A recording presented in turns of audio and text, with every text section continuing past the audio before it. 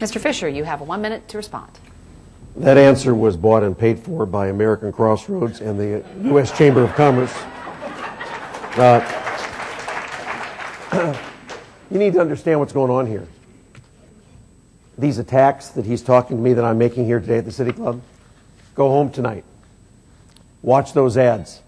Watch tomorrow and the next day and the next day. I might getting 5 or 6 good attacks today. Our count is he's put in about 7,500 so far. This is nonsense. This is not an auction. And it's certainly not a coronation.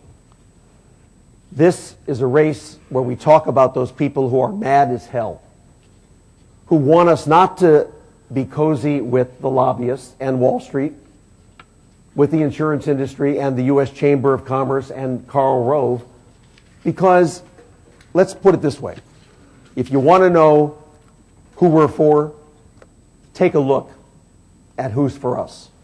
You'll figure it out. Today's debate is between the two leading candidates in the race for Ohio's open U.S. Senate seat and is presented by the City Club of Cleveland, WVIZ, PBS, and 90.3 WCPN, Idea Stream, and the Ohio Newspaper Organization, which is made up of 8 newspapers in Ohio: the Cleveland Plain Dealer, the Toledo Blade, the Columbus Dispatch, the Cincinnati Enquirer, the Dayton Daily News, the Canton Repository, the Akron Beacon Journal, and the Youngstown Vindicator.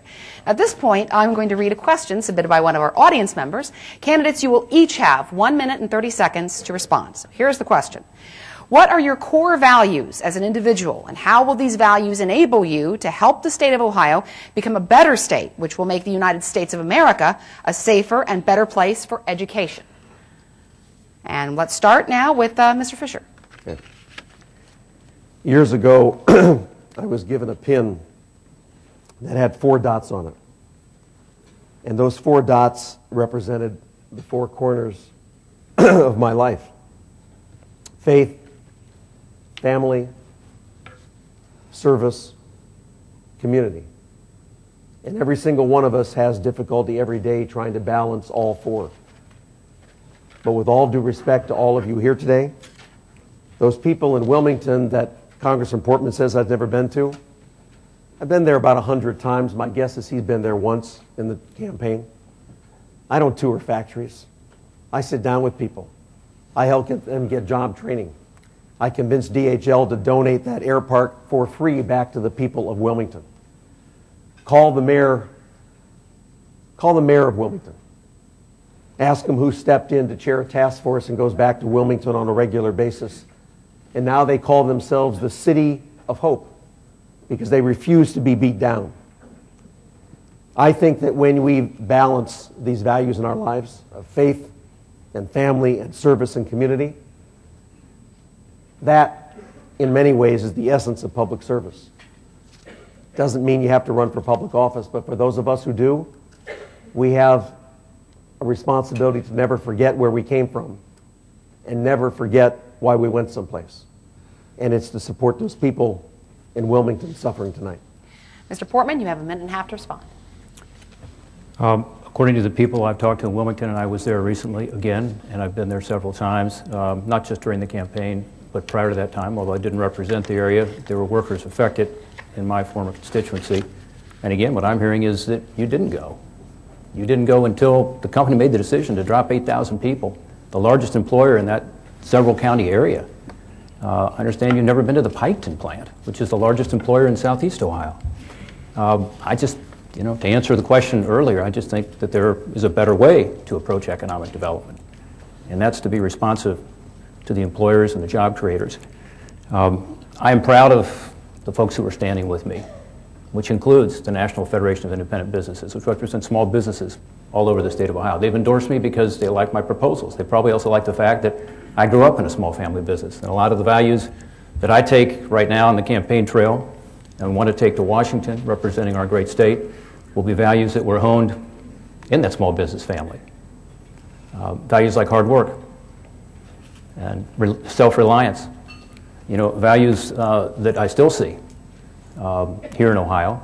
I think we have the best workforce. I think we have the best manufacturing infrastructure. I think we have the best institutions of higher learning and research in the country. We can do it. We can turn things around. I'm also very proud of the fact that the Farm Bureau has endorsed me representing the farm community, the agriculture community in Ohio. I don't think they've endorsed anybody else statewide. And they've endorsed me because they know that I stand up again for their values. I'm very proud of the fact that I've been endorsed by the Cleveland Plain Dealer, as I said, and the Columbus Dispatch, and the Cincinnati Enquirer, because they believe Ohio needs a change. Mr. Portman. Let's go back to our panel of reporters, and our next question comes from Steve Hoffman, and it will go to Mr. Portman for a 2-minute answer. Mr. Portman, Ohio Republican Senator George Voinovich and former Senator Mike DeWine established over the years a tradition of independence and bipartisanship while in Washington. How would you assure Ohio voters that you would follow that mold? Can you point to a vote in Congress in which you broke with the party leadership or reached across the aisle to find compromise on an important bill?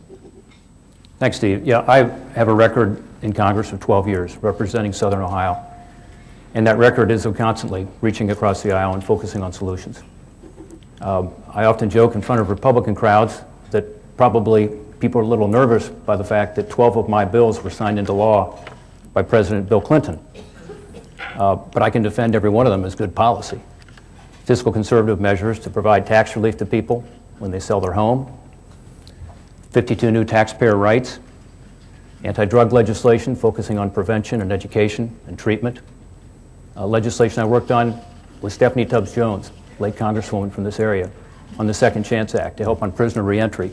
One that frankly was not something that was popular among the Republican leadership at the time, Steve, but it was something I felt strongly about. I authored that legislation. After I left, it was signed into law.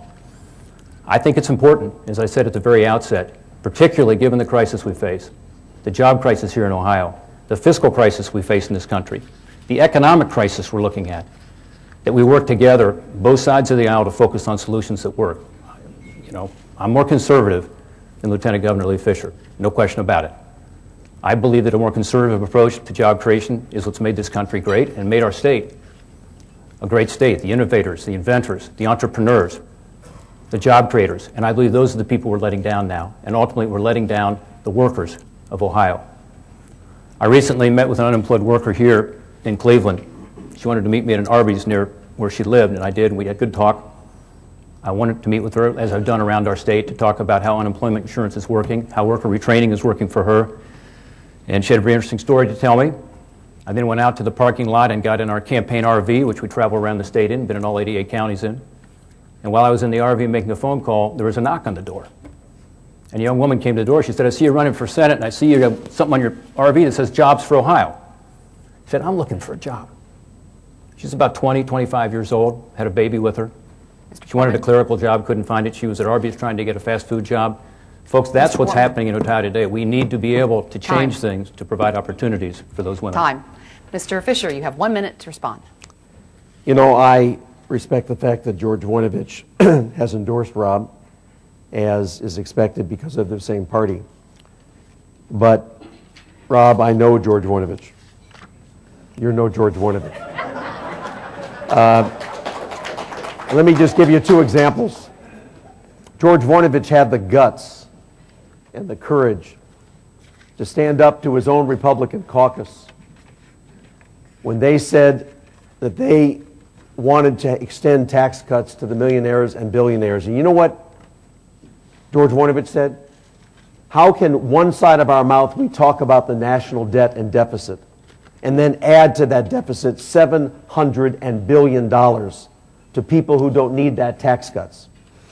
That's the George Voinovich that I admire.